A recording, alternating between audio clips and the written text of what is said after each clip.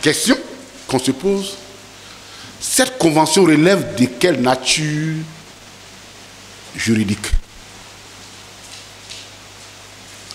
Est-ce qu'il s'agit d'un marché public au sens défini que lui donne l'ordonnance qui régit l'ordonnance 2019-679 du 24 juillet 2019 portant sur les marchés publics, et qui définit le marché public comme étant un contrat écrit conclu à titre onéreux par une autorité contractante pour répondre à ses besoins, c'est-à-dire aux besoins de l'autorité contractante, donc le besoin de l'administration.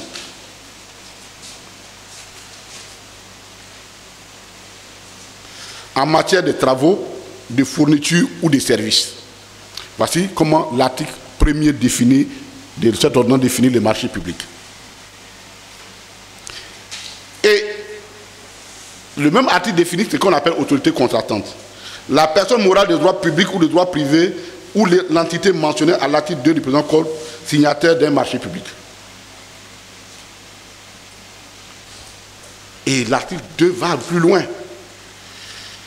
L'article 2 du Code des marchés publics précise que les marchés passés par les institutions, structures ou organes de l'État créés par la Constitution, la loi ou les règlements, pour toutes leurs dépenses de fonctionnement et d'investissement sont soumis au présent Code.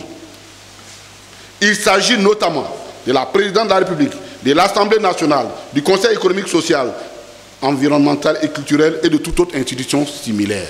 C'est-à-dire que ces structures-là ne peuvent en aucun cas rentrer en rapport économique ou financier avec un privé en dehors du cadre régi par cette loi-là. Mais quand on lit la combinaison de ces points, on dit que c'est pour les besoins de l'institution. Et c'est là où nous ne sommes pas d'accord avec les gens RADP. Ils se rentrent dans tout. Que l'Assemblée, et la dernière fois, le SG avait bien développé, le PEC, ils avaient bien développé ça ici. Que le gouvernement ou ses institutions, pour raison de bonne gestion, disent oui, nous avons des obligations internationales qui nous obligent à voyager. Oui, on peut négocier avec une compagnie ou n'importe quoi pour diminuer les frais de transport. Oui, ça peut rentrer dans le cadre d'une gestion normale, à condition qu'on nous détermine. Est-ce que c'est par appel d'offres qu'ils ont fait public ou bien c'est un gré à gré? Si c'est un gré à gré, qu'est-ce qui les a empêchés il était urgent d'attendre que et c'est la question que Air Côte d'Ivoire, qui va rentrer pour prendre ses vols bientôt, ne puisse pas bénéficier de ce gré à gré. Voici des questions de fond qui relèvent de la gouvernance du RHDP. Le reste là, ce n'est pas ça qu'on nous intéresse.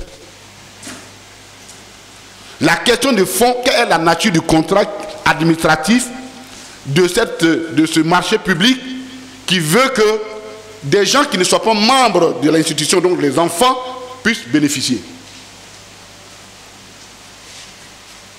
Quelle est la forme? Est-ce qu'ils ont lancé un appel d'offres pour dire le gouvernement ivoirien, dans le cadre de ces mouvements à l'extérieur, cherche une compagnie qui lui fait des propositions.